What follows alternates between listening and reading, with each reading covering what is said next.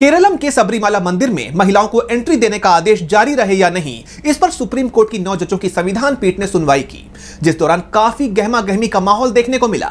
तो क्या कुछ हुआ इस सुनवाई के दौरान, किसने रखी क्या क्या दलीलें, क्या है पूरी खबर, जानेंगे इस रिपोर्ट में। केरल के सबरीमाला मंदिर में महिलाओं के प्रवेश को लेकर सालों से चला आ रहा विवाद अब एक निर्णायक मोड़ पर पहुंच गया है। भारत के मुख्य न्यायाधीश सूर्यकांत ने इस संवेदनशील मामले में दाखिल पुनर्विचार याचिकाओं की सुनवाई के लिए 9 जजों की संविधान पीठ का गठन किया है। इस पीठ ने अपनी नियमित सुनवाई शुरू की, जिस दौरान न्यायमूर्ति बीवी नागरत्ना ने सबरीमाला मंदिर को लेकर कहा, किसी महिला को महीने के 3 दिन अछूत माना जा सकता है और चौथे दिन उसे इस श्रेणी से बाहर रखा जाए। ऐसा कानून या न्यायिक दृष्टिकोण संवैधानिक रूप से सही नहीं है। अगर कोई सामाजिक बुराई है जिसे धार्मिक प्रथा का नाम दे दिया गया हो, तो अदालत उनके बीच फर्क कर सकती है कि वो एक सामाजिक बुराई है या कोई अनिवार्य धार्मिक प्रथा है।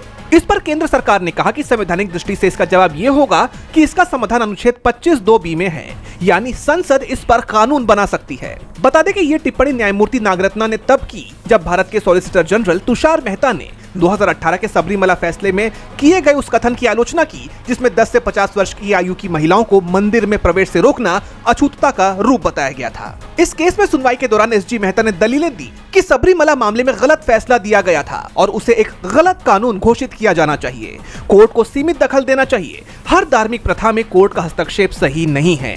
आवश्यक धार्मिक प्रथा का सम्मान, अगर कोई प्रथा धर्म का मूल हिस्सा है तो उसे बचाया जाना चाहिए। सभी धर्मों पर समान सिद्धांत लागू हो, सिर्फ एक मंदिर पर नहीं बल्कि सभी धर्मों के मामले पर समान दृष्टिकोण जरूरी है।